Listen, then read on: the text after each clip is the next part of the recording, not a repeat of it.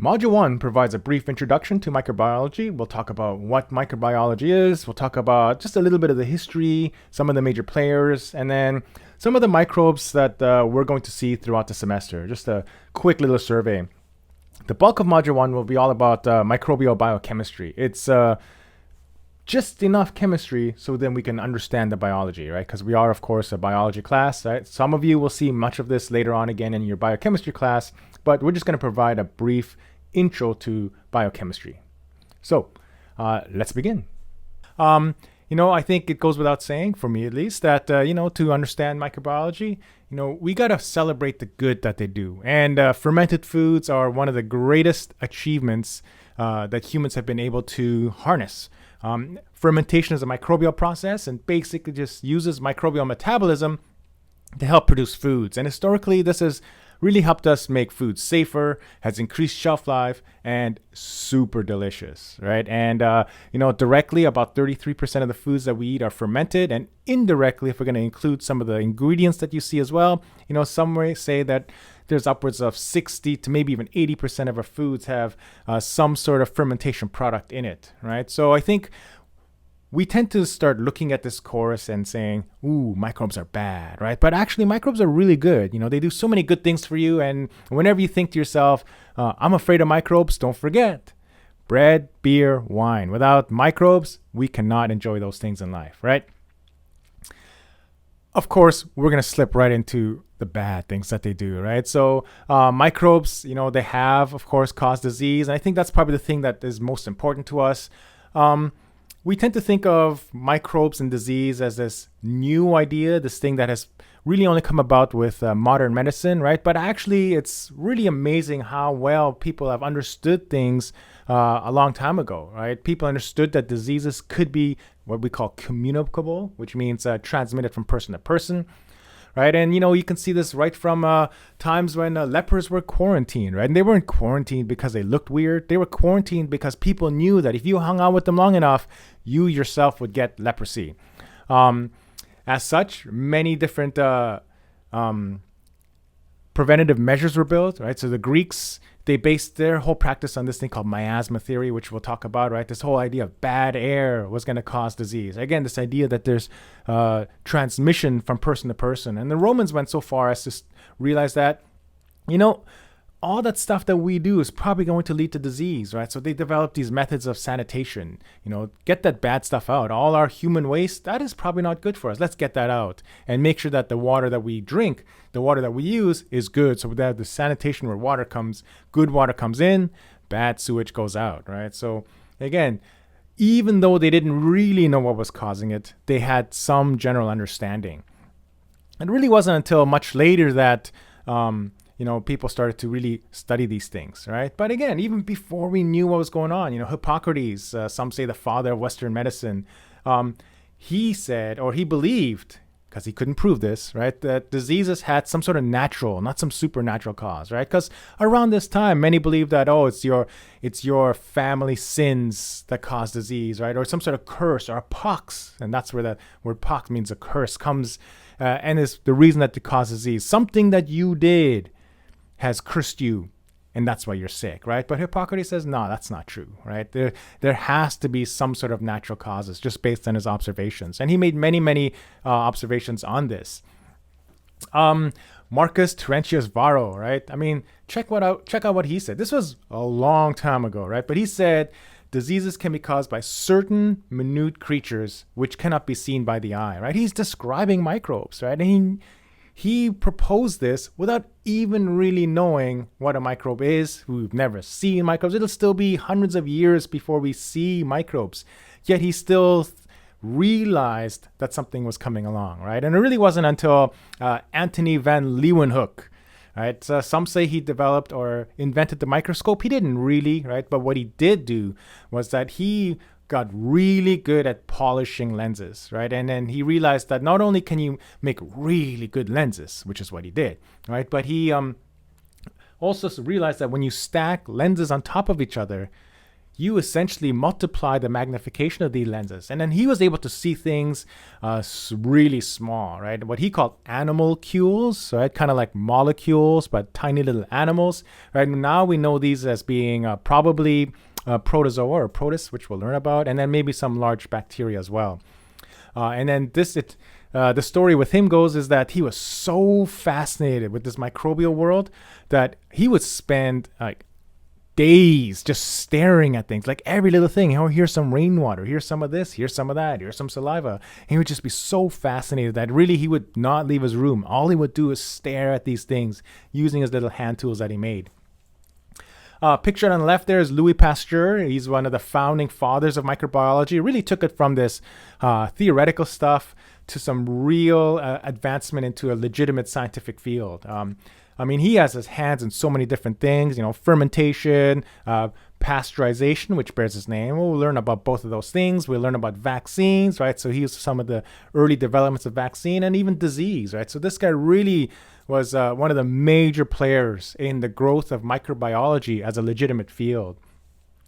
Along the way, as we were able to study these things, as we were able to see these microbes, right? Robert Koch, he did a series of experiments, right, that we still kind of use today. And he demonstrated that there's this connection. One microbe causes one disease, right? And we call these things Koch's postulates, right? And it's anytime there's a new disease going around, often these things are implemented, right? Basically, we are able to isolate the pathogen from a disease organism. When we put it back in, that same disease is going to be presented, right? So his rules still stand. Now, along the way, as we are learning about microbes, right, it kind of, people started to understand that even though they kind of look different, right, upon closer observation, upon real close look, we can start to see many, many differences, right? So that's where this field of taxonomy comes in. Of course, first it was for things like plants and animals, stuff that we can see, right? But at some point, people realize, we have to apply this to our microbes as well, right? Because they are living. They are able to do these things, right? So they need to be classified, described, identified, and named, right? So it's very important, this whole categorization of things, right? That's kind of one of the things scientists love to do, right? Classify things always. We got to make sure there's a label to it, right? And so that's basically organized into groups based on shared characteristics. Carolus Linnaeus, he proposed this system, right? This binomial nomenclature system is actually much more complex than that. Right, but he proposed a system of naming microbes where there's this hierarchy, right, with the broadest at the top, kingdom, and then we get down to the genus and species, right? And typically we refer to things as just via genus and species, right? So that's kind of like his whole thing. Over the years, though, as people started to look closer at things, learn more about stuff, the hierarchy or the system of taxonomy has been modified quite a bit, right? But a lot of it was based on Carolus Linnaeus's early work, right? So, for example, early on, it was just, what do they look like? Oh, this animal has 4 legs, this one has 2 legs, they must be similar, right? But they started to now look at evolutionary relationships, right? So they're able to take look at things and patterns that said that, these 2 organisms must have similar ancestors, even though they might not look exactly the same, right? And so that's now has become the crux or the basis for classifying, right? So this is what we call phylogenetics, right? So it's a system of taxonomy organizing based on evolutionary or shared relationships, right? Along the way then, as we started to learn more, right, Haeckel proposed the addition of 2 other kingdoms, right? So it used to be very simple, just plants and animals, right? But he said protists for these single-celled organisms that we know are different from bacteria, with which he called, or that he referred to as Monera, right? So the Monera, the bacteria, he knew that protists were all these tiny little single-celled organisms. And then we kind of created this tree now with these 4 kingdoms, right? Eventually people realized that fungi, even though they kind of look like plants, right, they're actually kind of different, right? So now we've kind of come to this 5 kingdom tree, right, where we have still the Monera and the protists, animals and plants, but then we added the fungi as well, right? So, and then because of the similarity between things at a much broader sense, right? A thing called a super kingdom, or sometimes called an empire, was added, right? And here we have our eukaryota and our prokaryota. Right, and so we've used this for quite some time, right? And things haven't changed too much since, right? A little bit of modification, which we'll talk about in a second, right? But the thing that really started to push this thing is a real understanding of molecular genetics, right? Using DNA to really look at evolutionary relationships, right? And basically, when we look at certain genes, right? And in this case, we're looking at what's called the rRNA gene, right? Sometimes abbreviated as rDNA, right? It's all about this gene that's found in every single organism. Every living organism has this gene, right? So in many ways, this is like a molecular clock, right? The more similar this gene is, the more related you're going to be, and the more distant this gene is, the more distantly related you're going to be, right? So based on that, then, we have this redesign of the tree of life, right? And really hasn't changed much since this, right? So now we have what we call a 3-domain system, right? With bacteria, archaea, and eukarya forming the 3 domains, right?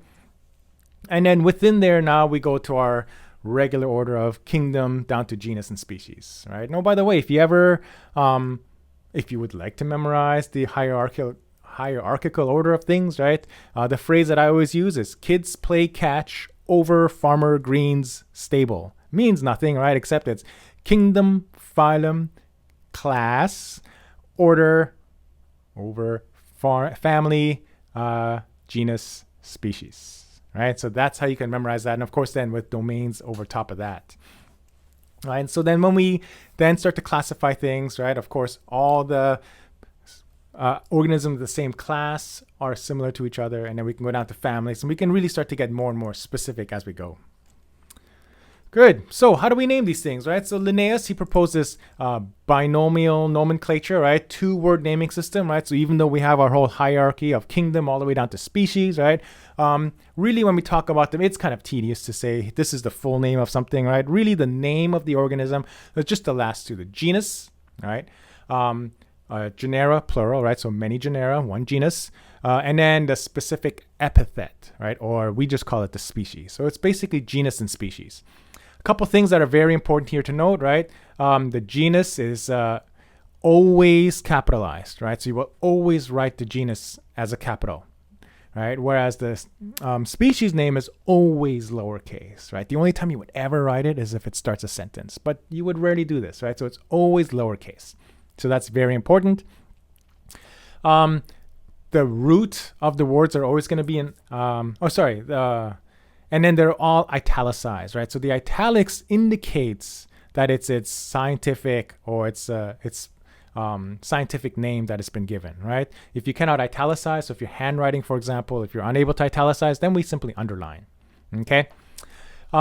Historically, it was based on Latin, right? Because that was what's considered the language of scholars. But over the years, Greek and English has kind of been mixed into things, right? So a good example of this is Carolus Linnaeus, right? So this dude, by the way, he was actually born Carl.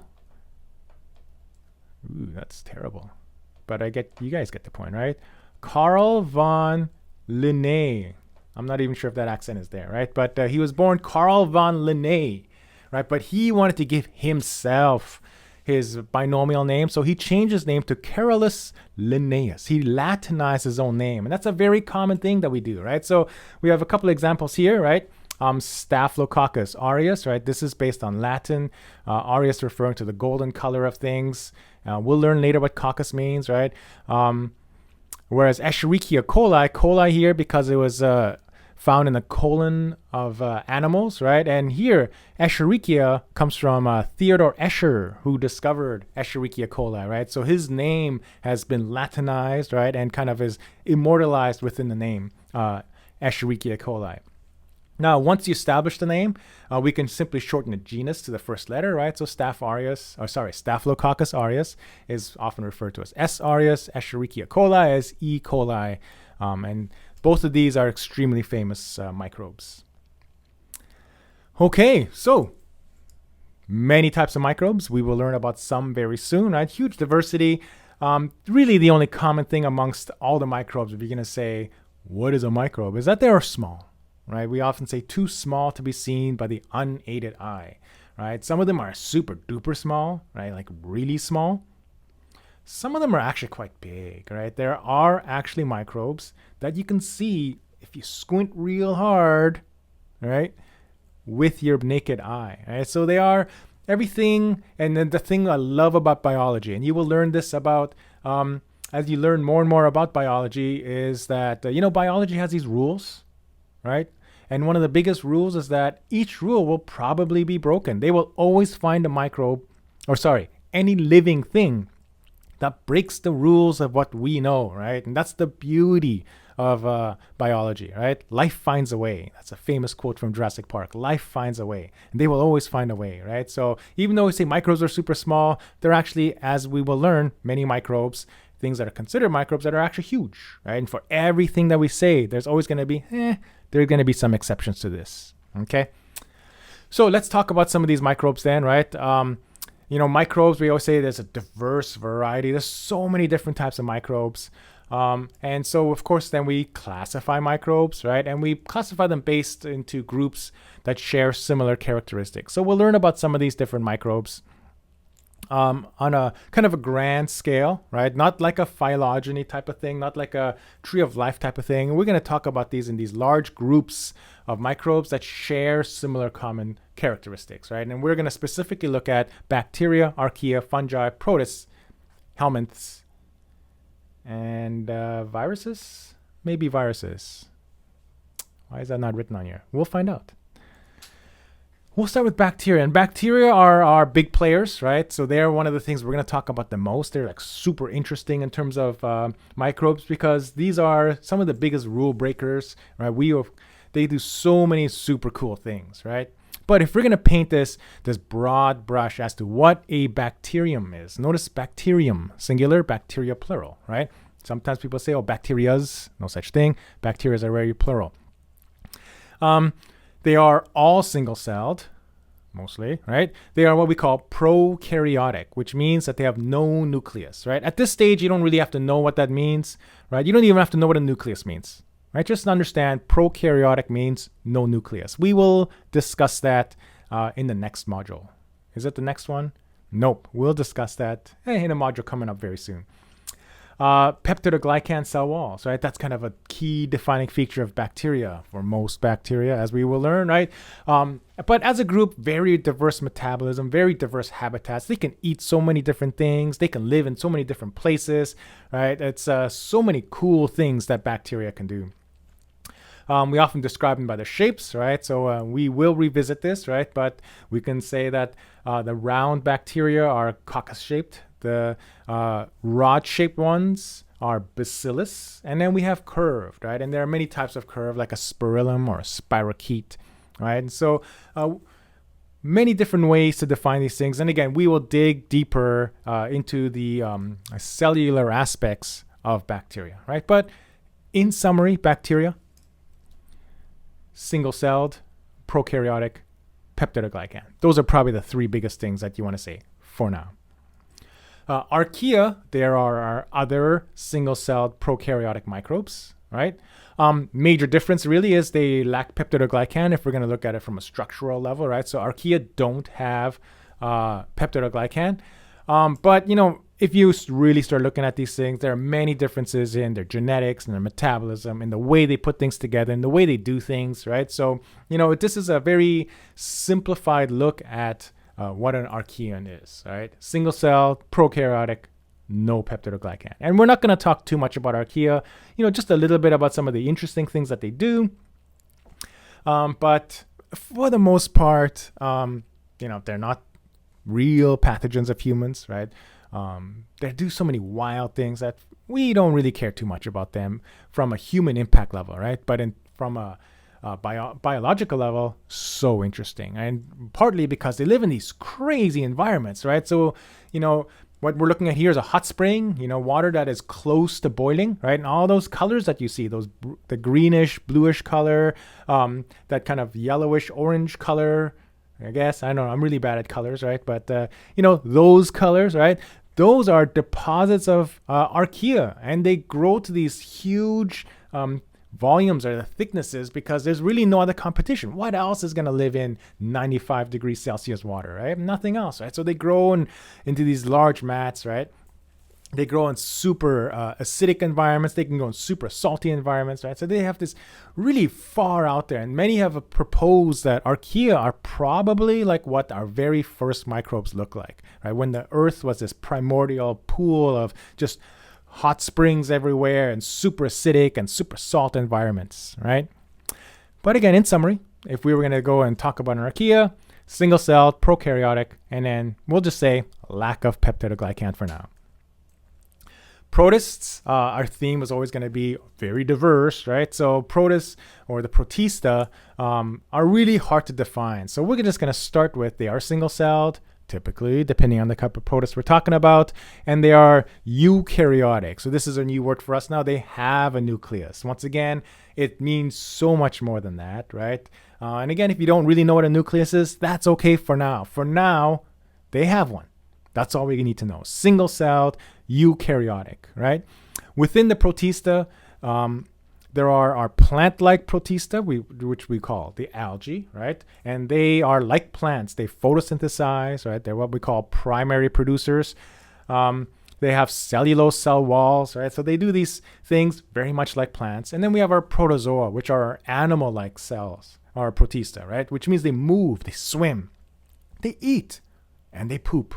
Right, so very much animal-like, and we'll learn a little bit more about the protozoa and about the algae, right? And in general, algae and protozoa, they tend to be harmless. They're a very much important part of the food web, right? But some are some serious pathogens, and of course, we will talk about some of those pathogenic algae and protozoa a little bit later in this semester, right? But for now, the protista or the protists, single-celled, eukaryotic, right? Which means it has a nucleus.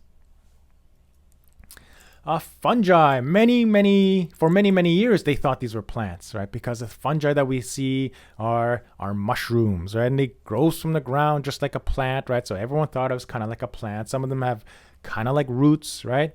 But they're not, right? Eventually people realize they're not like plants at all, right? They are eukaryotic, not photosynthetic. So that's very important, right?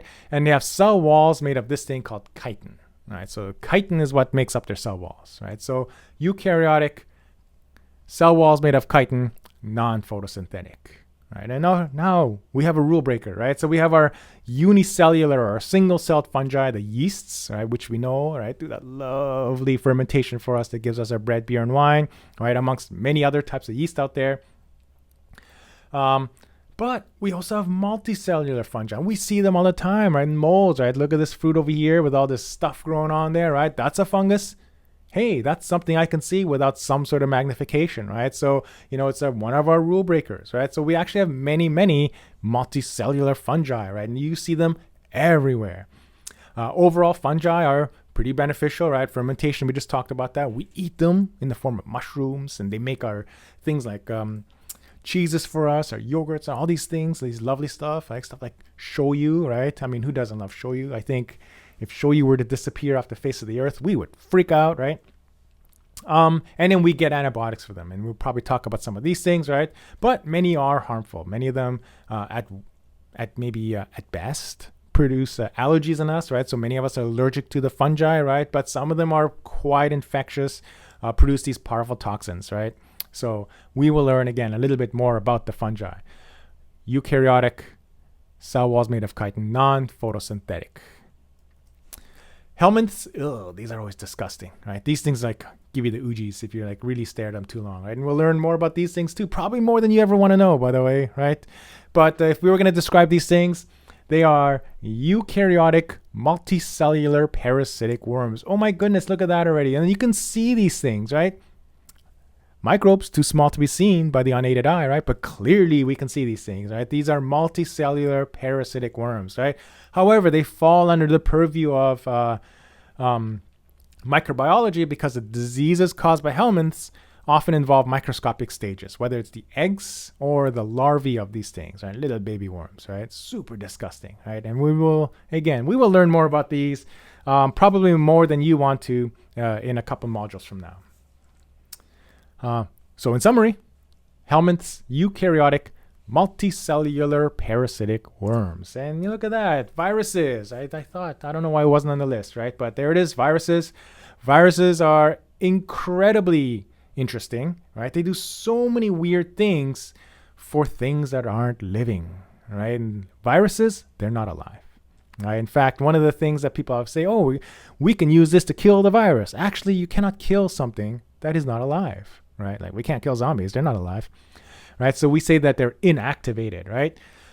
If we were to describe a virus, we say that they are acellular, right? Which means they are not cells, right? And we'll learn later what a cell is, and then learn later why viruses aren't cells, right? So really what we describe them as are extremely small infectious particles, right? And often they're referred to as particles, right? Because again, they're not cells. All viruses are obligate parasites, which means that they must have a host to replicate in. So all viruses are infectious. All viruses have negative effects. There's no such thing as, oh, this virus is okay, right? No.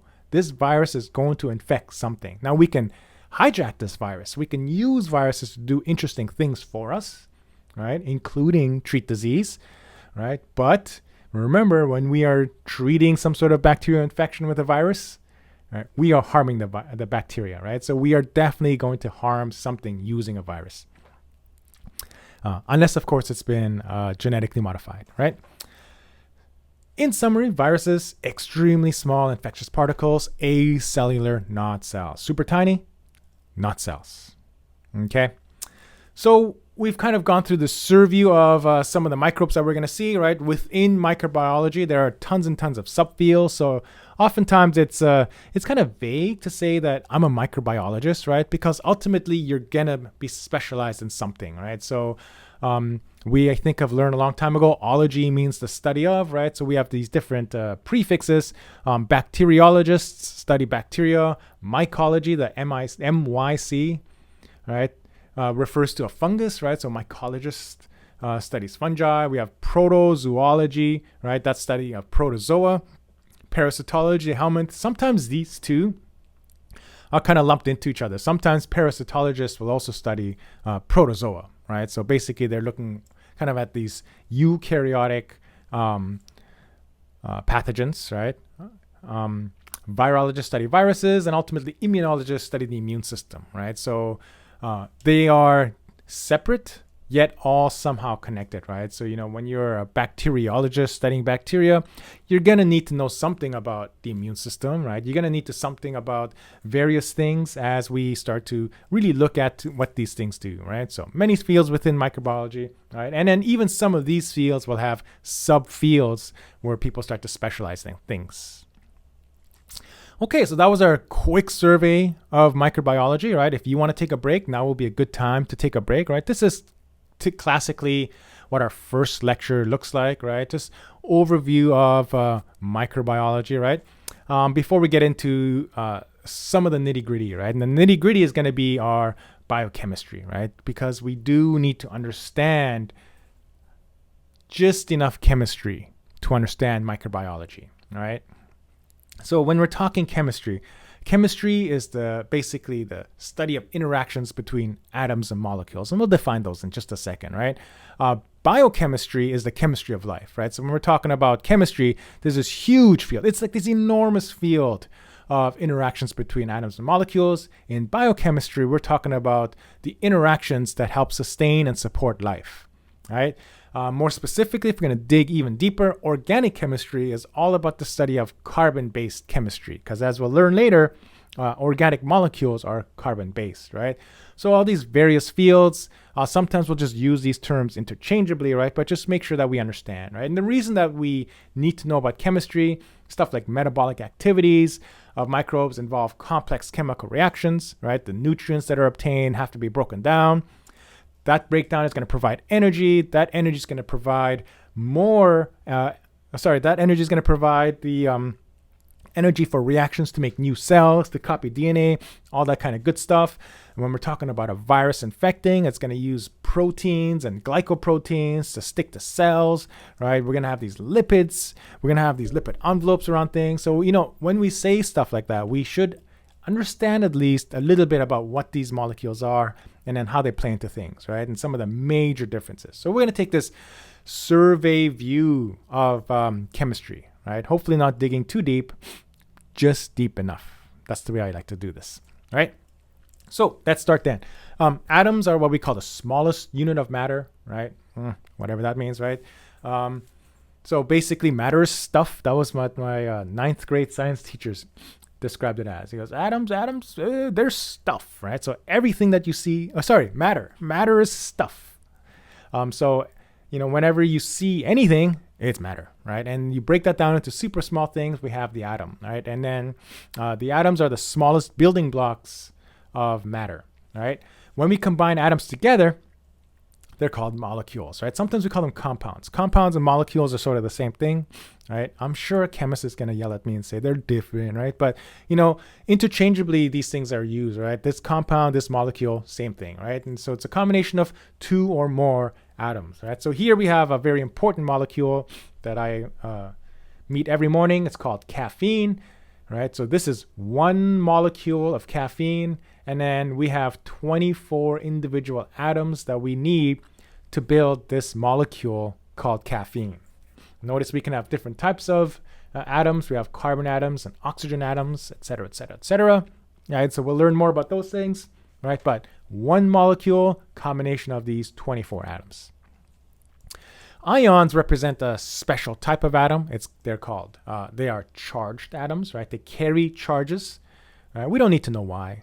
Maybe one day you will learn, probably in your biochemistry class. You will definitely learn why an atom is positively or negatively charged, right? All we have to do is understand that ions are charged and then know the laws of attraction, right? The classic opposites attract, right? So negative charges are going to be attracted to positive charges, right? And then the same charges are going to repel. They're not attracted to each other. They're going to push each other apart, right? So the positive charges will be repelled by positive. Negative charges will be repelled by negative, right? So we can then take a bunch of ions and combine them, and we can form a molecule, right? So here we have chlorine, that's sodium. We combine this together. We have this molecule we call sodium chloride or table salt, right? So sometimes we'll call this an ionic molecule, indicating that these are a bunch of ions, right? Sometimes we just call this a molecule because, once again, a combination of two or more atoms. Ultimately, when we talk about atoms, right, we talk about the elements that they represent, right? So the elements are pure substances that cannot be broken down. That means something to a chemist, right? So usually, when we talk about elements, we're talking about the atoms, right? So we'll be referencing the atoms, right? So, if at a very simple level you say, carbon atom, the carbon, the element, right? That's good enough. Just try to understand that we have these many, many different elements, and we use these specific elements to start building and doing things, okay? So in living cells then, we have these elements, right? These atoms that we combine and put together the cell, right? So when we're talking about all the various elements, right, we refer to them as nutrients typically, right? So we think of nutrition as being food, right? But nutrients are basically everything that makes up you, right? Because we're going to need the food to go and power things. We're going to make stuff, right? Build more of you, right? Macronutrients are called that because they're super abundant, right? So the macronutrients are the elements that I refer to as CHNOPs, right? Carbon, hydrogen, nitrogen, oxygen, phosphorus, and sulfur. I don't expect you to memorize the periodic table of elements, right? But it would be nice if you memorize these ones. And, in biology, we don't see too many different atoms. In fact, we're going to see primarily probably just those, mostly CH and O, sometimes P's and N's, right?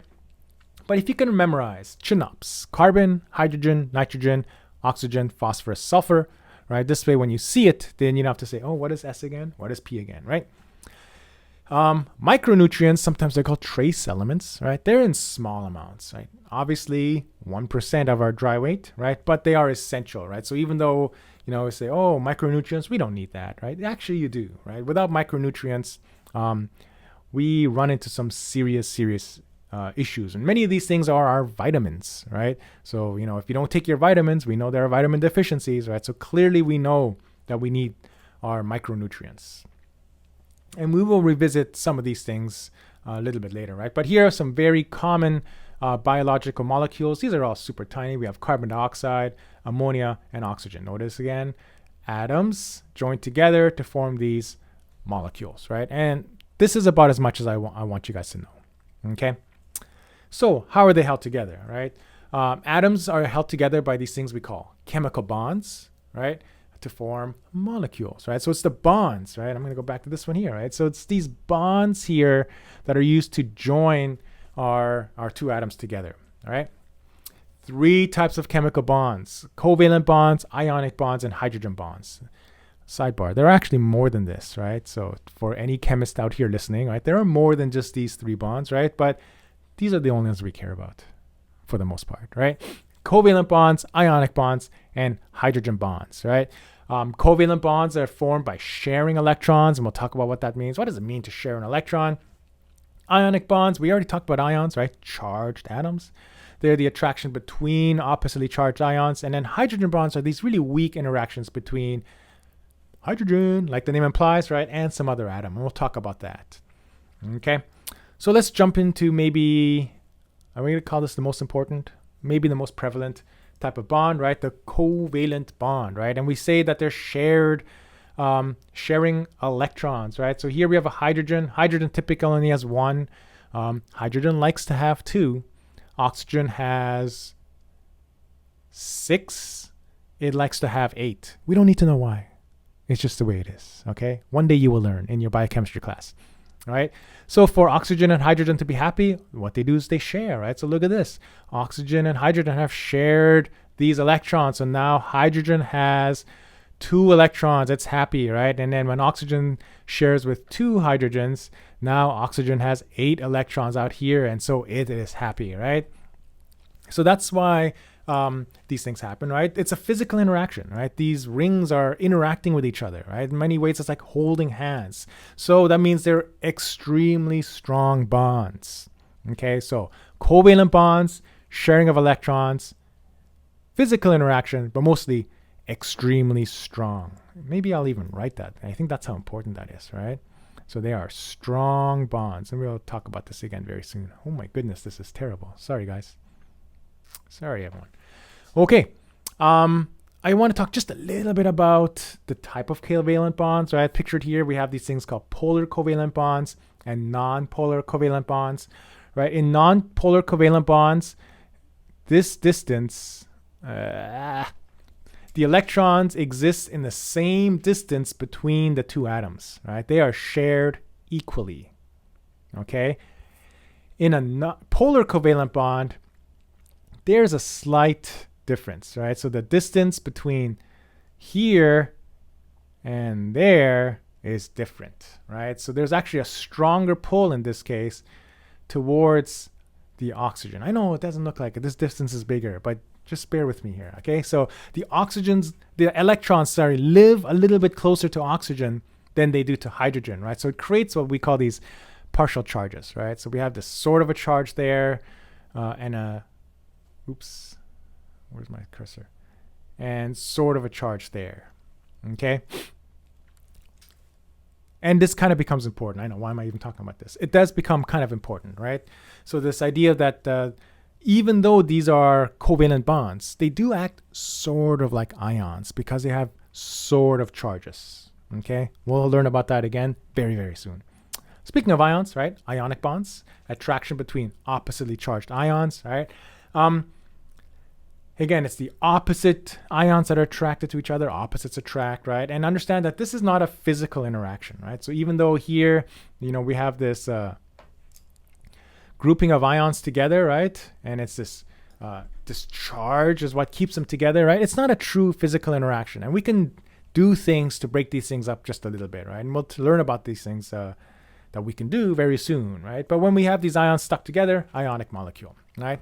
So in summary, ionic bonds, attraction between ions, right? And later we'll learn very quickly that these partial charges or these polar covalent bonds act sort of like ions, sort of.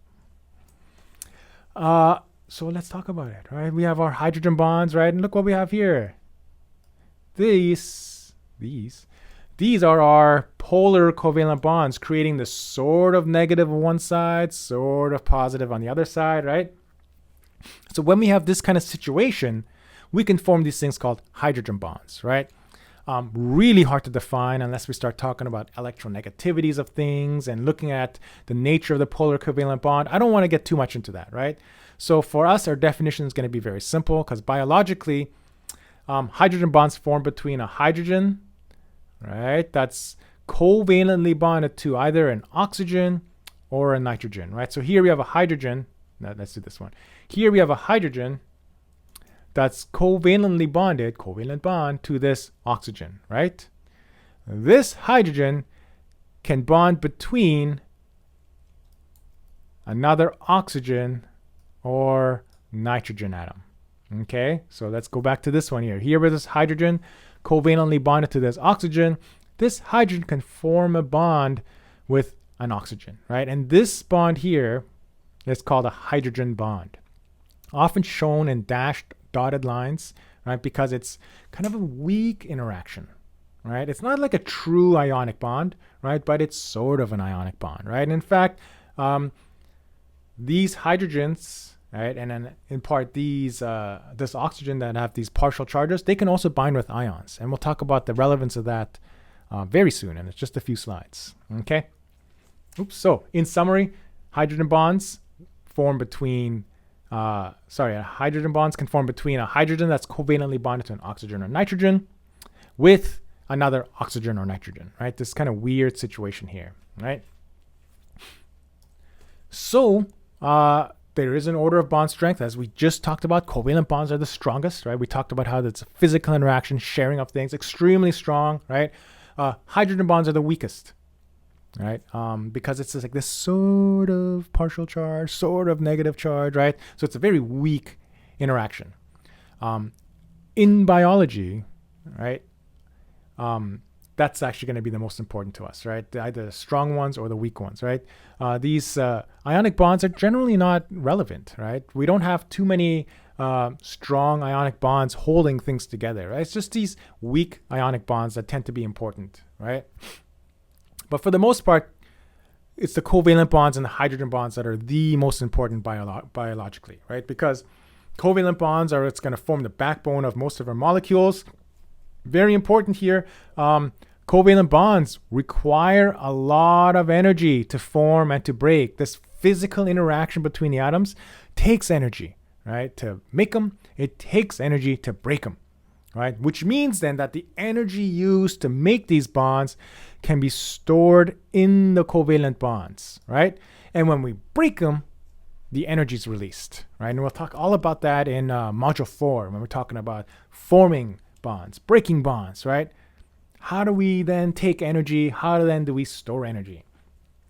Hydrogen bonds are also very important. They're so weak, right? You know, why would a weak bond be so important? Well, we just talked about how strong bonds require energy to form, require energy to break. Well, these weak bonds, they form and break so easily without any real effort, right?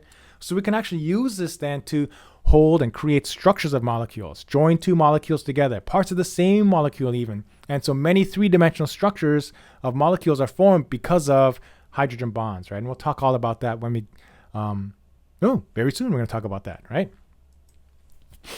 So let's talk about a little bit about inorganic molecules, not too much. And then we'll talk the rest of the chapter all about our organic molecules, the good stuff, that stuff that we want to know about, right?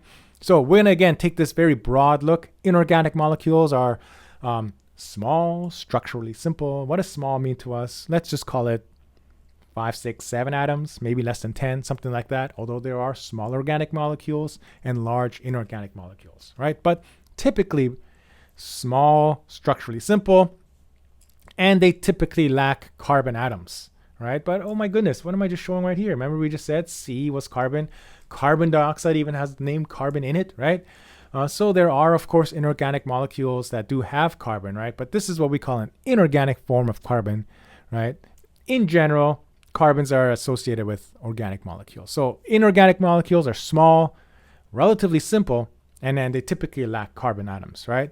So biologically speaking, when we're talking about water, which is so important, salts, right? Not just sodium chloride, right? But basically any ion is a salt, right? And then small gases, carbon dioxide and oxygen. And we'll talk about these things kind of as we go, right? Inorganically, many things live in solution, right? So what a solution is a liquid with at least one molecule dissolved in it, right? So when we talk about the solution, the solute is the dissolved molecule. The solvent is the dissolving liquid, right? So here we have a sodium chloride solution, right? So we have a salt solution, which basically means that we have salt dissolved in water. The solvent then would be water because that's doing the dissolving. The solutes are the sodium and the chloride that have now dissolved, right? Very important that it has to be dissolved, right? Basically, it means when we stick it in the water, it disappears, right? If you take a bunch of rocks, stick it in water, right? That's not a rock solution. That's a rock water mixture, right? Because we still see the rocks, right? So we want the things in solution to be dissolved, and that's so important, right? Because when things are in solution, this sodium doesn't stay here. It moves all over the place, right? So if we have this sodium that needs to meet this chlorine, well, it can just swim all over the place and then they can see each other, right? So being in solution is very important for helping cell life, for helping reactions occur. Water is the most important inorganic molecule for supporting life because it's a fantastic solvent, right? And look, this is how dissolving things work, right? We have this sodium chloride that once we're joined together, right? But remember, partial negative can stick with this positive charge. These partial positives stick with this negative charge. Basically, what they can do then is start surrounding these atoms and then pull them apart, right? So now we've separated the sodium and the chlorine ions, right? They are now dissolved. Right? So it's a fantastic solvent. It can do that to so many different molecules. It just needs a little foothold and then it can dissolve it. It's also a great temperature buffer, right? Because guess what water can also do? Water can form bonds with itself, as we saw, right? Let's draw one in here, right? So we can form a hydrogen bond right in there, right? So when we boil water, and we never think about it, but next time you boil water, just note how long it takes to boil, right? In fact, note how long it takes for the water to even get warm before it boils, right? And I encourage you to do this. Turn on the stove, stick your finger in there before it's boiling, right? And notice that it is not hot for a long time. And the reason for that is because all the heat that goes into the water first has to break these bonds, right? It has to get rid of those hydrogen bonds, right? And once those hydrogen bonds are starting to break, then the molecules can move faster, then the water gets hot, right? So it's going to be like cold for a long time. Then it'll start to slowly get warm as the bonds break, right? And then it starts to get a little bit hotter, and then it heats up real quickly. Once it gets to a certain point, it starts to heat up real quickly, right? And that's because all the bonds are gone. Now we can invest energy in making the water hot, right? So water is this amazing temperature buffer because, think of us. We are 37 Celsius, 98 Fahrenheit, right? When it's warmer than that outside, how come we don't heat up to what the outside temperature is? When it's cold outside, how come we don't cool down to what the temperature is? In part because the water helps keep things consistent, right? Okay, enough about inorganic molecules, right? Let's talk about the good stuff. Let's talk about organic molecules, right? Typically large, typically structurally complex. We're going to talk about the total opposite, right? And they contain carbon and in many cases hydrogen atoms as well, right? So we have our three sugars, glucose, galactose, and fructose. We'll learn a little bit more about those things, right? And these are actually tend to be small organic molecules as far as organic molecules are concerned. On the left, we have methane. That's 1 carbon, 4 hydrogens, 5 atoms stuck together, right? Remember, large, structurally complex. This is actually kind of small and simple, right? But it is still an organic molecule. Organic molecules are all about the carbon. And the reason for that is because carbon can bond with 4 atoms, right? So it has these 4 sticking points that where it can bind to other atoms. Importantly, carbon can also form bonds with other carbons. So now we can use carbons as linkers, essential linkers, to form these long chains, to form branches, ring structures, all these various ways to stick things together, right? So organic molecules can become very large very quickly, right? And we call these things macromolecules, right? Let's underline it. Macromolecules, these large molecules that we are forming, right? And these large macromolecules are often what we call polymers. And polymer simply is a huge macromolecule formed by many small units stuck together, right? So here, a good example of this is glucose.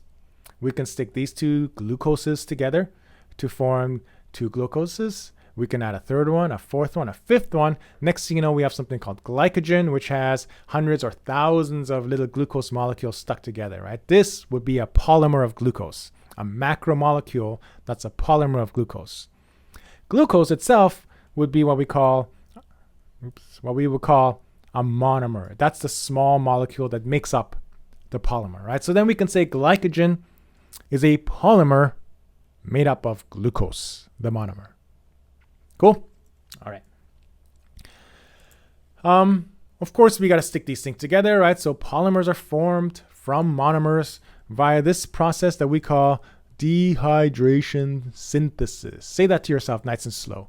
Dehydration synthesis, right? And we know what dehydration means, right? It means that you are lacking water, right? I'm dehydrated.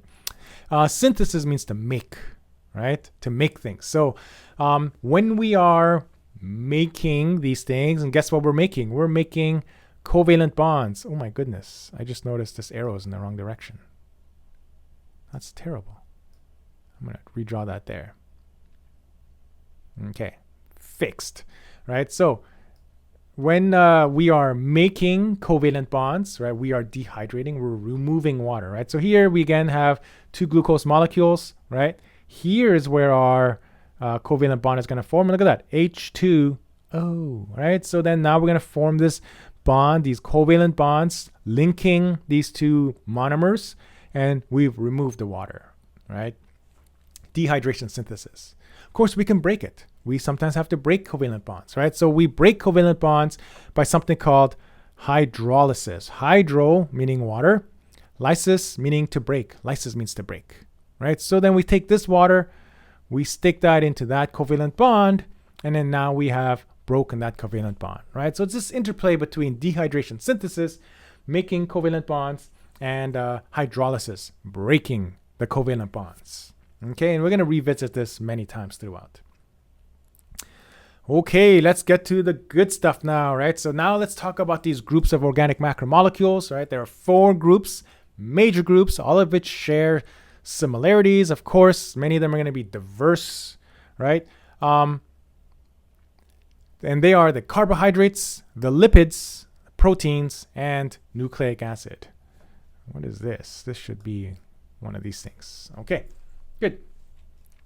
Right, so our carbohydrates then, general feature that they're used for food, structure, and energy storage, right? Lipids, generally used for energy storage, membrane structure, hormones.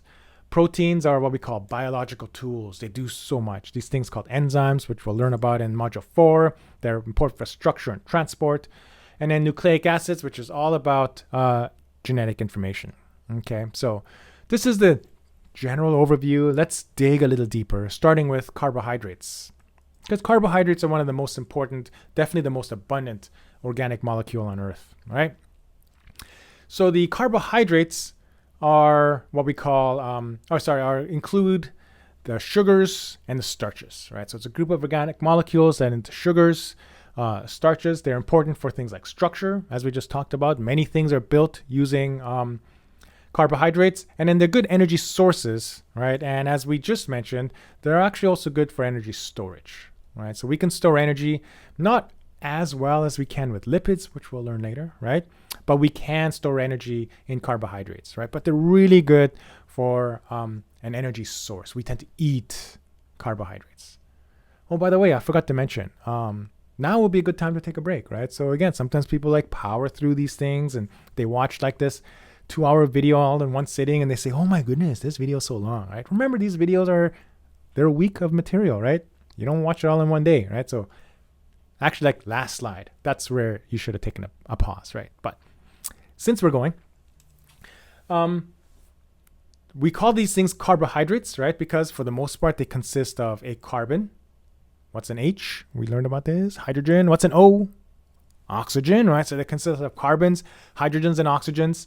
And they actually exist in this ratio of 2 hydrogens for every 1 carbon and 1 oxygen. Or basically, 1 water molecule for every carbon. This carbon has been hydrated. Get it? Carbohydrates, right? And biologically, it's the most abundant molecule on Earth. Everything is stored as a carbohydrate. Okay? Basically, though, sugars and starches, important for energy, source and storage, and then structure. Good. So how do we build these macromolecules or these polymers, right? Well, we start off with the monomers, right? Remember, what's a monomer again? Yeah, the small repeating subunit, right? So these sugar monomers we call a monosaccharide. I didn't mean to cross that out. How do I do this again? Yeah. All right, so it's a monosaccharide. All right, this word saccharide, by the way, is a Greek word for sweet sand, right? Sugar.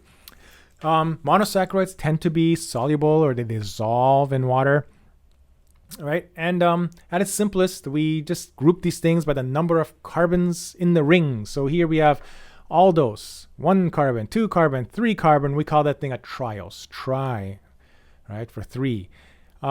Here we have dihydroxyacetone. Let's count the carbons. 1, 2, 3. So what would this be? Also a triose, right? Glyceraldehyde. What is this? Also a triose, right? I know, so boring. Oh, look at that. It says it right there. We have ribose. Says there pentose, so why bother with this exercise? 1, 2, 3, 4, 5. And then glucose, our hexose. Okay?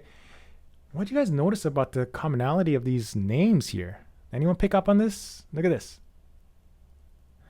Everything ends in ose, right? So sugars are typically the names of sugars typically end in ose. So if you ever see any molecule and it said ose, and if you don't know what it is, well, you can say it's probably a carbohydrate, probably a sugar.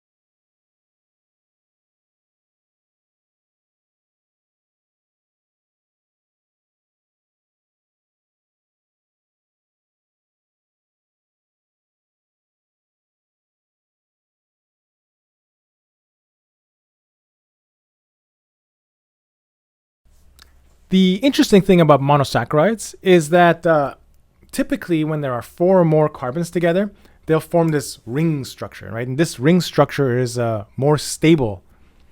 So oftentimes you'll see this is glucose over here, right? Oftentimes what you're going to see is this oxygen binding to this carbon over here, forming this ring structure, right? And so typically you'll see it in this formation, right? So note that whenever you see something like this is glucose in its ringed, or what they call a chair conformation. Don't worry about that. Or it's straight or linear branched formation, just like this, right? So these are the same thing. Just understand that. Okay. Good. Now, of course, monosaccharides are boring, right? We can use these things to build things together, right? So we can take 2 monosaccharides, let's say this glucose, 2 glucose molecules. We can join them together to form this, what we call a glycosidic bond, or sometimes called a glycosidic linkage, right? I know, crazy, right? These things have names. So we named this covalent bond between sugars a glycosidic bond. And so we can join these two together, right? And hey, what's this process that we use to join covalent bonds? That's right, dehydration synthesis. Good for you, right? So we can join these things together to form what we call disaccharides, i.e. two saccharides, right? And then the types of sugars that we use to form these disaccharides will produce different sugars, right? So two glucose molecules are called a maltose. If you take a glucose and stick it to a galactose, we have lactose. A glucose and a fructose is called sucrose, right? So various types of sugars that we can produce. Of course, we can break these covalent bonds. And how do we break these covalent bonds? Let's say I wanted these two glucoses back. Hydrolysis. Good for you. All right. So, of course, disaccharides, we can continue to use dehydration synthesis to add sugars to these things, right? So as we start to build them, we can start to build them in disaccharides, trisaccharides, blah, blah, blah, blah, blah, blah, blah, right? And then until we have hundreds or thousands of these things stuck together. And these things are what we call polysaccharides. And now polysaccharides, they tend to get really weird, very diverse in structure, very diverse in function. And really all of it is how are they put together? Sometimes they remain soluble in water. Sometimes they do not dissolve anymore, right? So it really depends on how we put things together. And we've got some very important polysaccharides here. Glycogen, which is how we store our energy reserves, right? So we store energy, our excess energy, some of it, in this carbohydrate called glycogen. Starch is how plants do it, right? So when we say, oh, this is starchy, right? Really what we're eating is that we're eating the plant's energy reserves. And then cellulose, main component of plant and algae cell walls. Interestingly, by the way, cellulose is the most abundant carbohydrate in the world, right? Because remember, what is the most abundant life? It's going to be plants, right? We got trees and grass and all that stuff, right? Every one of those things has cellulose in it, right? So cellulose is the most abundant polysaccharide or carbohydrate in the world, right? Another interesting thing, see, amylose, starch, glycogen, cellulose, they are all polymers of the exact same monosaccharide. They are all made of glucose, right? And they really only differ with how they're stuck together, right? They have these really weird ways of sticking things, and the kind of stuff that happens gives them slightly different functions, right? Based on the fact that they're bonded together differently, right? That's about as far as I want to get with polysaccharides, definitely with carbohydrates, right? So in short, carbohydrates, right? Carbons, hydrogens, and oxygens typically. Built of monosaccharides, used for things like structure, used for things like energy, mostly energy source, and then some for energy reserves, right? As we just saw now. But when we're talking about energy storage, right, the best energy storage are the lipids, right? The lipids, we say this all the time, diverse group, right? So it's a very diverse group, but they look so different from each other, right? With one major common property. They are all hydrophobic. Maybe I want to underline that, right? They're hydrophobic or non-polar. Those are kind of the same thing. Basically, it means they're insoluble or do not dissolve in water, right? Primary function of lipids are energy storage, right? And we know this as the thing that many of us are trying to get rid of all the time, right? These are our fats, right? So fats are our most common, very simple lipid, right? And that's how we store our energy. They're primary component of cell membranes, right? They make up many of our hormones, right? So very diverse, and they're going to look so different from each other, right? But they are all hydrophobic, all insoluble in water. At the base, and again, it's really hard to define lipids with their monomers and polymers, right? But at base, most lipids have these things called fatty acids. And what fatty acids are these long chains of hydrogens and carbons, right? So we call these things hydrocarbons, right? So these are fatty acids, these long chains of just carbon, carbon, carbon, carbon, carbon with hydrogens sticking out of them. Carbon, carbon, carbon, carbon with hydrogens sticking off them, right? And these are extremely hydrophobic. So fatty acids, very hydrophobic. we can stick it to this molecule, this 3-carbon molecule called glycerol, right, to form something called a triacylglycerol, or sometimes we simply call it a triglyceride, right? And a triglyceride represents what we call a simple lipid. Okay, so that's one of the classes of lipids, a simple lipid, very important for energy storage. Those of you who are old enough and you get your triglyceride levels checked at a doctor, we know that these things are what we call our fats, right? So our triglyceride is simply a fancy way of saying fats, right? And again, it's in energy storage. It's very important for us biologically, right? And basically, it's just these long chains of fatty acids stuck to this glycerol, 3. Now, fatty acids come in different types, right? So there are many different lengths, right? But also different composition. So we have what we call our saturated fatty acids and our unsaturated fatty acids, right? So our saturated fatty acids have the maximum number of hydrogens per carbon, right? So they have 2 hydrogens per carbon, or they are saturated or full, right? They're relatively straight. They pack close together, right? So they are usually solid at room temperature, right? And animal fats tend to be very high in saturated fats. Unsaturated fats, on the other hand, have what we call double bonds between some of the carbon atoms. And what that ends up doing is it creates this kink or this bend in this fatty acid, right? And then this kink helps keep chains apart, right? And then these tend to be more liquid at room temperature, right? And a lot of plants and fish are very high in unsaturated fats, right? So from a health perspective, right, one of the reasons that people say your diet should not be very high in saturated fats, should be higher in unsaturated fats, is because we do need fats. Fats are important for our diet, right? Because it helps so much for our cell integrity and our signaling and all that kind of stuff, right? But saturated fats, because of the fact that they are they pack nice and close together, they tend to solidify at room temperature, right? Sometimes they'll fall out of the blood and start to clog your blood vessels, right? Because of the fact that they do solidify, right? Whereas unsaturated fats tend to remain liquid. Okay, so let's take a close look at these fatty acids. Right here we have this long straight chain, right? Every single carbon has 2 hydrogens stuck to it, whereas the one on the right here, we have this double covalent bond between these 2 carbons here, and then notice what's happened to our structure. We have this bend, right? So which one is saturated? Which one is unsaturated? If this is what you said, then yay, congratulations, you win a prize, right? So saturated, notice nice and straight. We can stick a whole bunch together in this small space, right? So if I were to draw saturated, saturated, saturated, saturated, right? We can pack them nice and close together, so then there's not a lot of movement, so they solidify. Whereas here, if I were to draw an unsaturated, it's like, oh, we kind of bumped into this one here, and I have to draw another one maybe this far apart, right? Notice there's a lot of gap in between things, right? So they don't pack quite as tight together, a lot more movement, i.e. they remain more liquid. A special lipid, right? Something we call a complex lipid, is simply a triglyceride that has some other molecules attached to the glycerol, right? So here we have our glycerol, our 3-carbon molecule, 2 fatty acid tails here, right? This one is saturated, this one is unsaturated, right?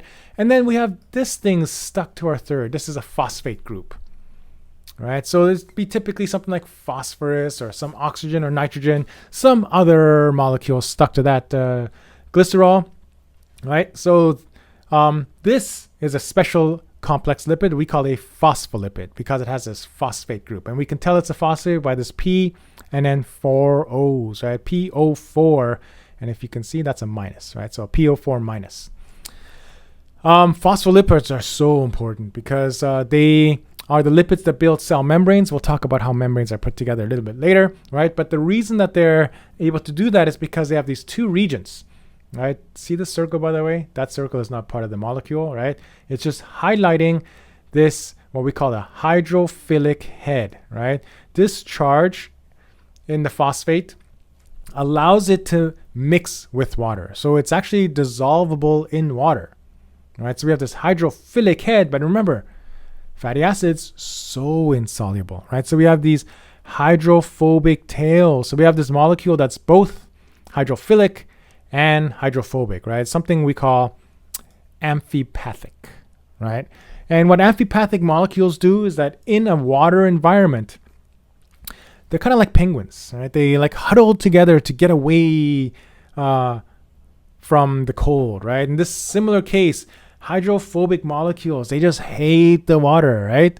So they huddle together to get away from the water. And what ends up happening is that they layer themselves such that we have all these hydrophobic molecules in the inside, right? The hydrophobic parts, the tails on the inside.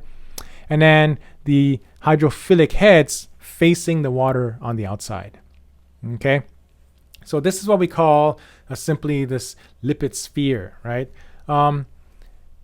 This structure here is called a micelle, right? Now, what a micelle is actually these two lipid bilayer, right? So here we have our lipids with our hydrophilic heads facing the water on the outside, our hydrophobic tails on the inside, and then we have another layer, hydrophobic tails on the inside, hydrophilic heads on the outside facing the inside. Did that get confusing, right? So we have our water in the inside, water on the outside, and then our hydrophilic heads are oriented such that they are facing the water on the outside and the inside with the hydrophobic tails sheltered, right? So this lipid bilayer, and then this is the most simple type of micelle with just a single. And then sometimes we get this lipid bilayer sheet, right? And we'll talk about that. And this is kind of like the basis for our cell membranes. And we'll learn all about that next module. Cool? All right. This is where it gets weird, right? So we have these things called isoprenoids. These are also lipids. They look nothing like what we just saw, right? Remember this whole diverse structure, right? But what do we know about these? Without even looking at any of the names of these things, and I have to tell you isoprenoids are lipids, what do you know about these? Yeah, you know they're all hydrophobic. That's right, because all lipids are hydrophobic, right?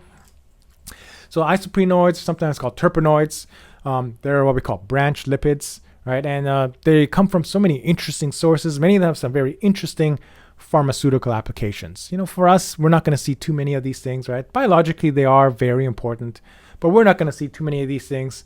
We're going to see more of the sterols, right? And sterols are ringed lipids, right? So a lot of ring structures stuck. So it's rings stuck on rings, right? So that's what a sterol is.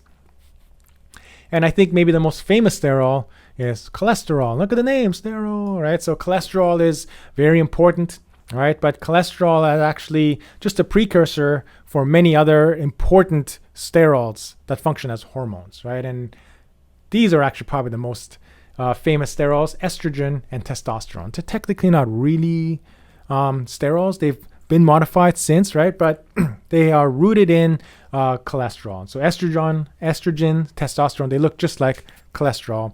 We're going to see them in membranes, right? So remember, membranes are, no, we don't know that yet, right? So membranes are going to be there, and we'll talk about how sterols function within membranes, right? So here we have a cell membrane, and then these things are sterols inserted in there. Cool? All right, so we've done carbohydrates, right? And remember, organic molecules, forms of carbon, hydrogens, and oxygens, made up of monosaccharides, typically used for structure and energy source and some storage. And then now lipids, all hydrophobic, right? That's pretty much all we can say. Very diverse, consisting of our simple lipids or triglycerides, our complex lipids, which have things stuck onto the glycerol, and then our isoprenoids and sterols. So now if you would like to take a break, now is a good time to take a break, right? If you don't feel like taking a break, let's move on to proteins. Right? Proteins are not the most abundant organic molecule in the world, but they are so important to the cell, right? And it's the most abundant organic molecule within the cell, and that's because they perform almost all cell functions, right? They are what we call cellular tools, right? So if you need some sort of chemical reaction to happen, it's going to be a protein that does it, right? A protein called an enzyme. If you need to move things into and out of cells, it's going to be a protein that does it. If you want to kill something with a toxin, that's probably a protein. If you need something to have a little bit more rigidity, more structure, hey, proteins do that really well. If you want to move things, your muscles, guess what they are? All protein, right? Of course, within this, there are some exceptions to the rule, but for the most part, cell tools, and that's what proteins do, right? Proteins, once again, are polymers. The monomer of a protein is an amino acid, right? They are the monomers of proteins. All amino acids have these 4 elements to it, right? This one carbon atom in the middle, right? What we call an alpha carbon. I guess it's 5 elements because most of the time we don't consider this alpha carbon. Attached to this alpha carbon, we have something called a carboxyl group, COOH, sometimes called a COO minus, depending on if you're a hardcore chemist or not. We have this amino group attached to that, right? That's an NH2, sometimes called an NH3 plus. Right? And I just like to indicate these because sometimes you're going to see it like that. We have a hydrogen stuck to it, and then what we call an R group, right? And this is going to be different for every single amino acid. Okay, so the first 3 are the same, our amino group, our carboxyl group, and our hydrogen. They're going to be the same for every single amino acid, right? But our R group is going to be different. And it's the R group determines the property of the amino acid. 20 different amino acids, 20 different R groups. Of course, each amino acid is not going to be useful, so we can stick these things together, right? Amino acids are joined by this thing called a peptide bond as we take like that, and then that'll turn into a 1, right? So we're going to take out this water. We're going to remove water to form this covalent bond. What is this process called again? No. Yeah, dehydration synthesis, right? Good. So we're going to use dehydration synthesis to build amino acids together, right? And to form this thing called a peptide bond, right? And actually we call the growing amino acid chain peptides, right? So that's 2 amino acids together are called a dipeptide. 3 amino acids are called a tripeptide, etc., etc., etc. And then usually somewhere after 10, 15, 16, we stop counting, right? So we just call it an oligopeptide. And an oligo is anywhere from like 10, 15 to like kind of 50 or something like that. You know, it's kind of arbitrary, really, right?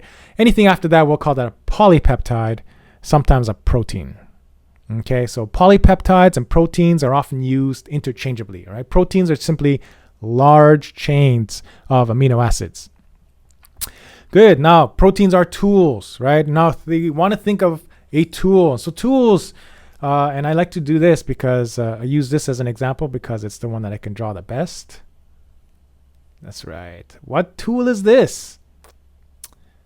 Those of you who said hammer, thank you very much, right? Because this terrible looking hammer is indeed a hammer, right? So this is a hammer because, not just because of what we named it, because of the function, and it performs its function because of the shape of what we're looking at here, right? So this hammer has this flat part for pounding things. It has this long handle for grabbing, not just grabbing, but the long handle provides the leverage, right? So the longer the handle, the more power this hammer can deliver. And then some of them will have this nail puller thing here, right? And of course, if we change anything, if we make this into a point, it becomes not that useful anymore. If we take this handle and make it super tiny, it becomes less useful, right? If we turn this thing into paper, almost useless, right? And if we simply remove this whole part, right, or crush it flat, it is no longer a hammer, right? So what does this mean? Well, structure of a protein is very important for its function, right? So a protein isn't just a protein. It's this 3-dimensional structure, right? And it's this structure that's so vital for the function of the protein. All right. In fact, if a protein loses its structure, something we call denaturation, or protein becomes denatured, the protein now has lost its function. Right. This is important because proteins have a very specific environment that they like to function in. They do their job. They do it extremely well, but they require very specific set. And if you take it outside of that set of conditions, too hot, too cold, too much salt, too little salt, right? Too much acid, too little acid, right? You're going to cause this protein to denature or lose structure.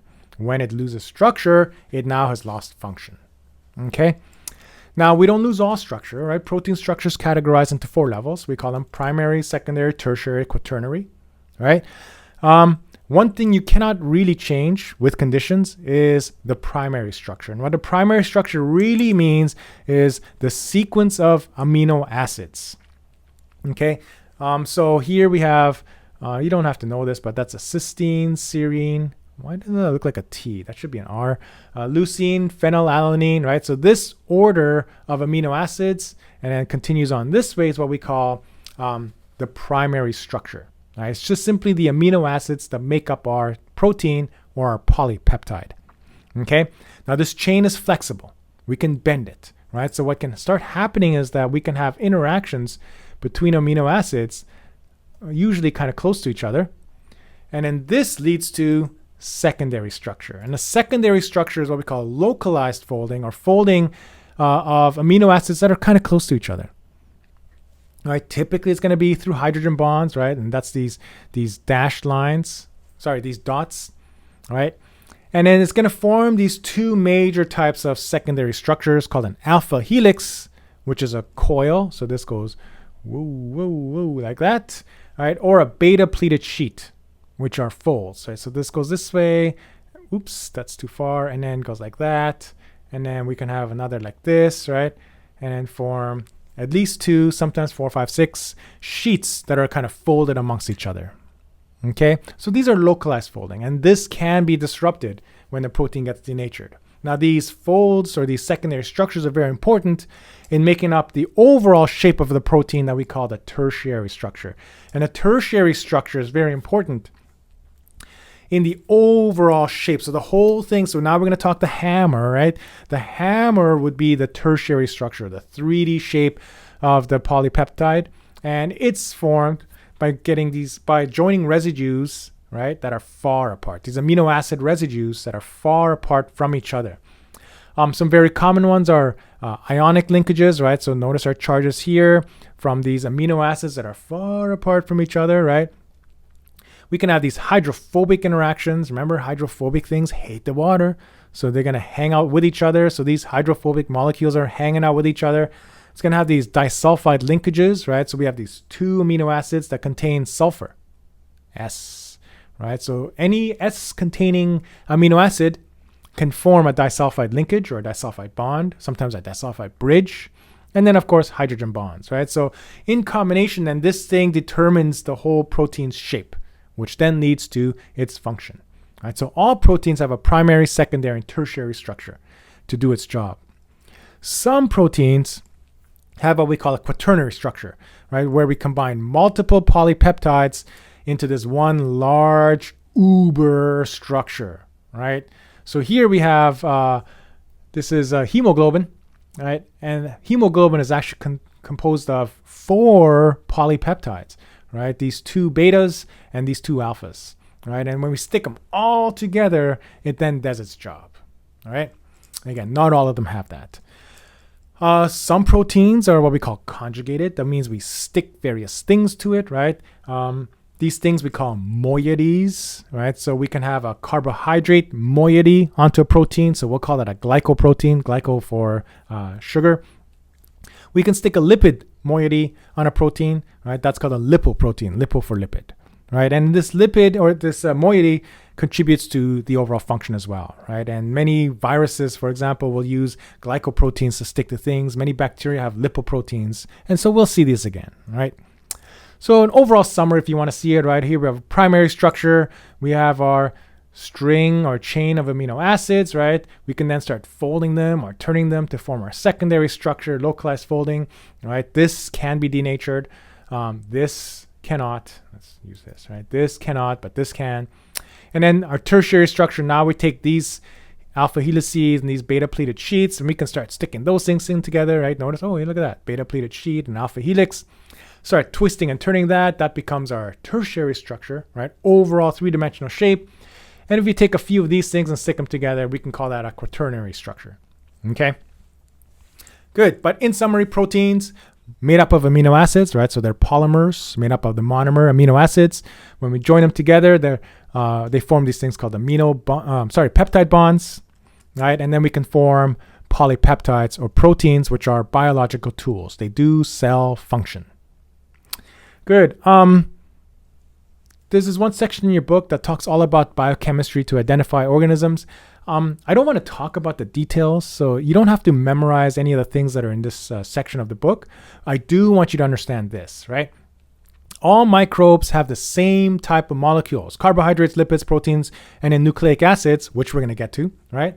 So they all have the same things, right? But the specific type of macromolecules, right, the specific type of lipids or carbohydrates or proteins are unique to each microbe, right? So they'll have different types of things that can then be used to identify microbes, right? So what we're looking at over here are a lipid profile, right? So here C14 means 14 carbons, 15 carbons, 16 carbons, 16 carbons plus 1 and 7, whatever that means. I'm sure some of you chemists out there will tell me what that means, but I don't care, right? So these all represent different fatty acids or different types of lipids, right? So here we have one microbe that is lots of these guys, right? Lots of these guys, but very few of these. Here we have another microbe that has lots of these things, less of those, right? And we can use that then as a characteristic marker, right? So just understand that not all lipids are the same. Not all fatty acids are the same. Not all carbohydrates are the same, right? The way they put them together are often unique and specific to the microbe. And sometimes the amount of carbohydrates, the amount of certain types of proteins are going to differ according to specific microbes. Okay, moving on. Our very last group of organic macromolecules are the nucleic acids.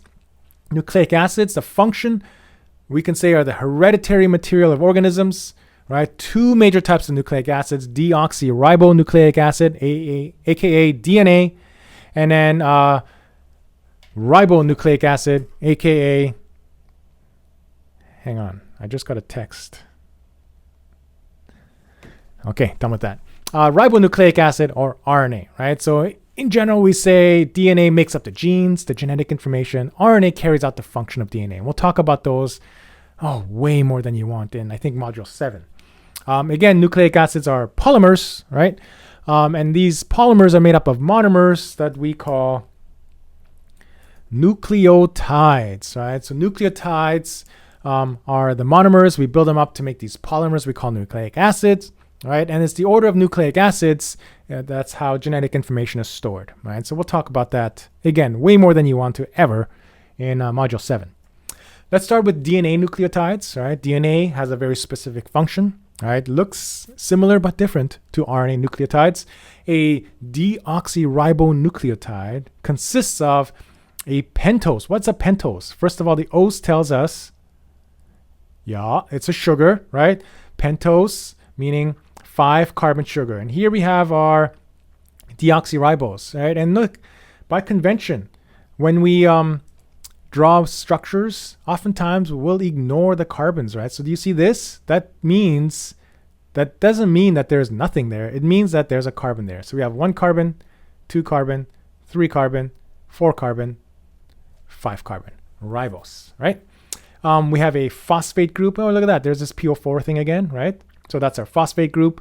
And then this nitrogenous base. It's a base. It's these ring structures that have a bunch of nitrogens in them, right? So all nucleotides look like this, right? The nucleoside is the pentose, the deoxyribose, and the base. Sometimes you see nucleoside, which ignores this, right? So that's not included in nucleoside, right? But for us, we're going to always see them as nucleotides, right? One other thing I want you guys to note, the carbons in our pentose or deoxyribose are numbered, right? So it's called a prime. Let's see how do I get rid of this again. Are called prime. So this apostrophe or this mark here, this apostrophe is a prime. So it's 1 prime, 2 prime, 3 prime, 4 prime, 5 prime, always numbered in that order. And then we have 2 important ones. We have this hydroxyl group, this OH group stuck to our 3 prime. And then we will have this 5 prime right here, 5 prime stuck to the phosphate. So we'll often refer to the 5 prime phosphate, right? That's this thing. And our 3 prime hydroxyl. That's that thing. Okay.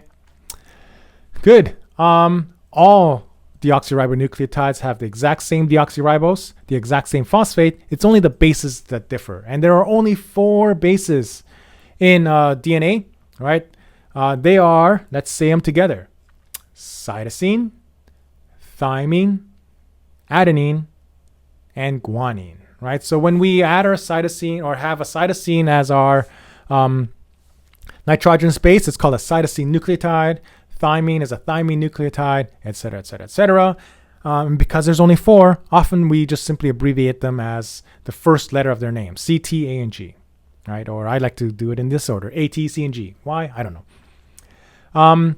Maybe a little bit 2 different types of ring structures, pyrimidines with a single ring, purines, 2 rings. I'm not too concerned that you know this, but maybe one day in your biochemistry class you're going to have to, right? But for the most part, A's, T's, C's, and G's.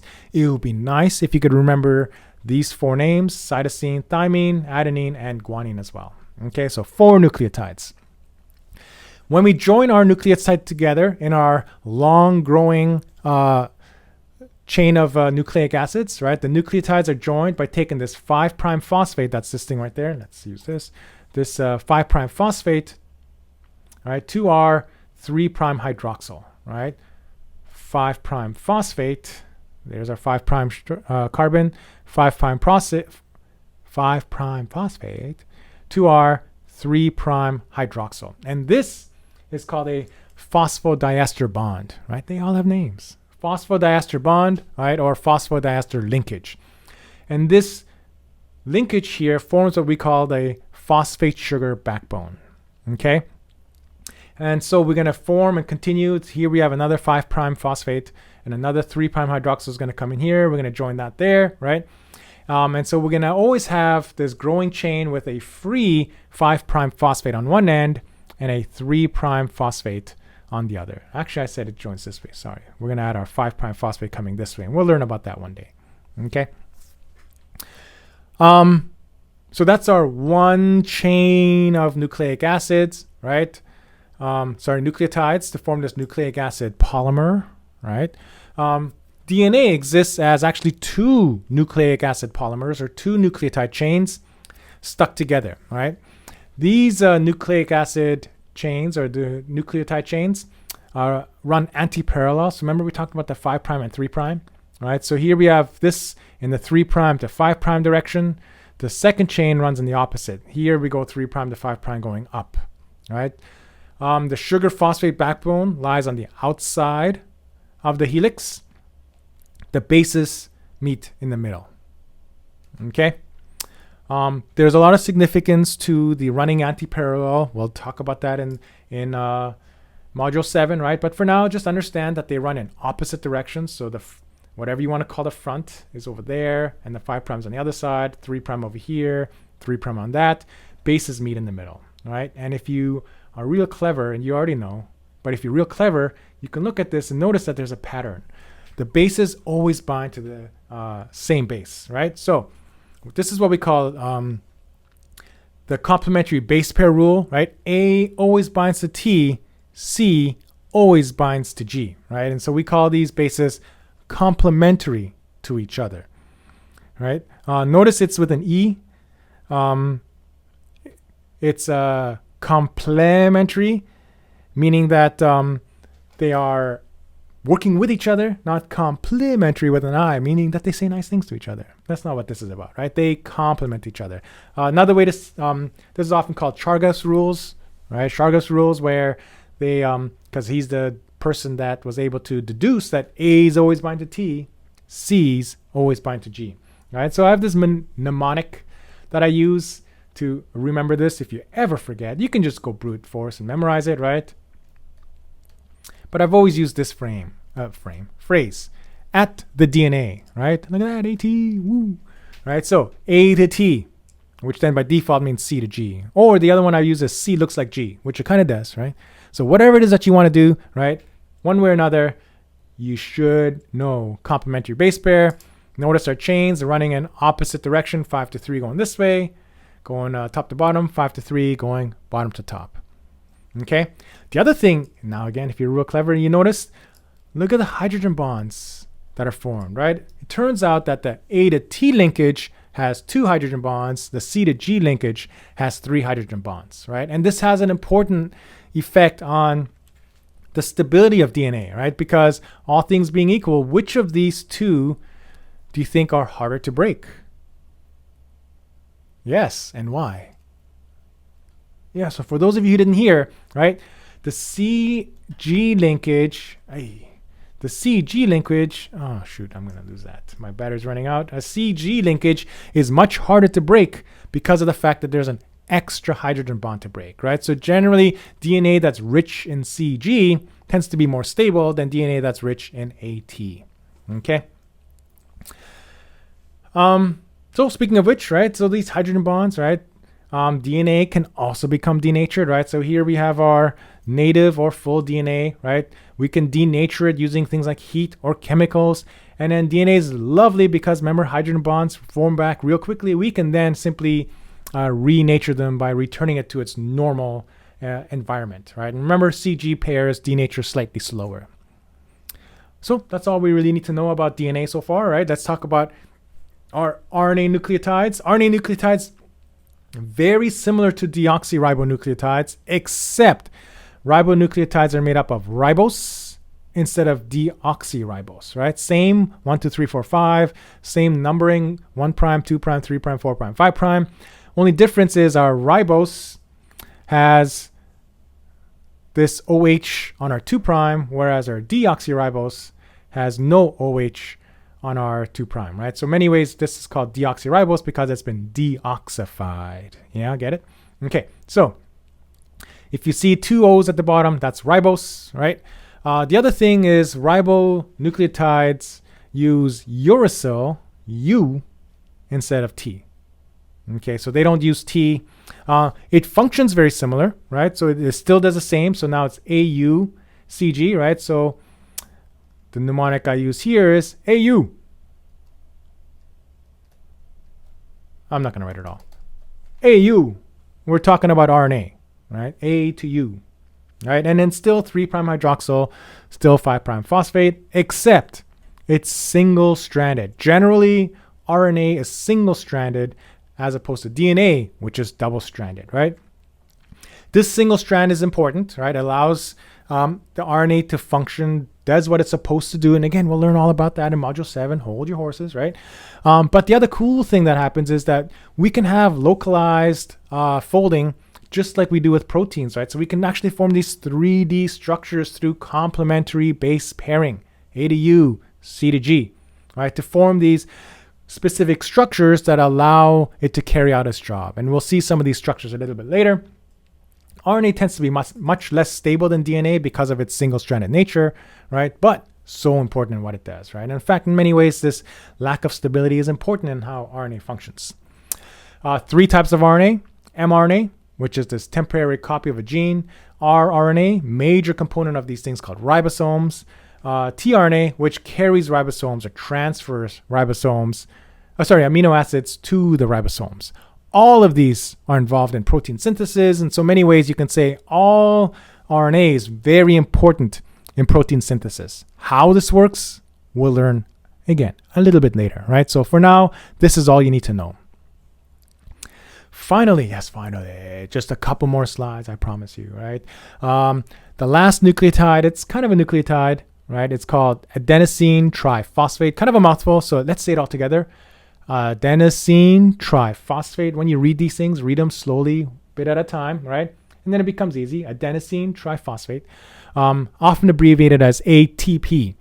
ATP is what we call the principal energy carrying molecule, right? It's like cell energy. It's used to store energy released by chemical reactions, provides energy for chemical reactions. And we'll learn way more than you ever want to know about this in Module 4, right? Let's look at the structure of ATP. So here we have an adenine base, a ribose sugar. This is a ribose, not a deoxyribose. And then 1, 2, 3 triphosphates. Now remember, phosphates are negatively charged, right? So this is what ends up happening. Here we have a negative charge, negative charge. What do these negative charges want to do? They repel, right? So it actually takes a heck of a ton of energy to form this bond right there, right? Because it takes so much work to fight those negative charges from repelling.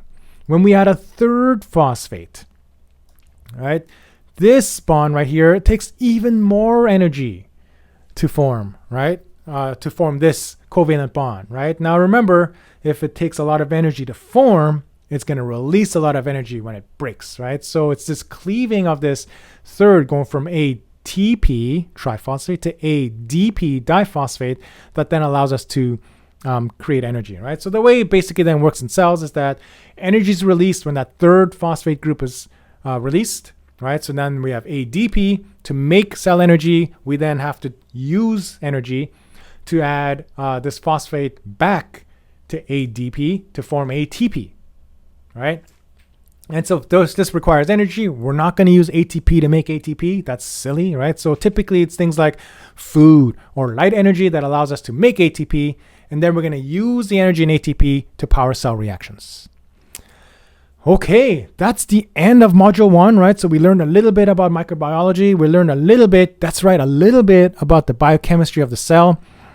So speaking of which, this will set us up nicely for module 2, which is all about the cell. Probably, again, a lot more than you want to know, but so vitally important to understanding microbiology. So until then, I hope you enjoyed the show, and we'll see you for module 2.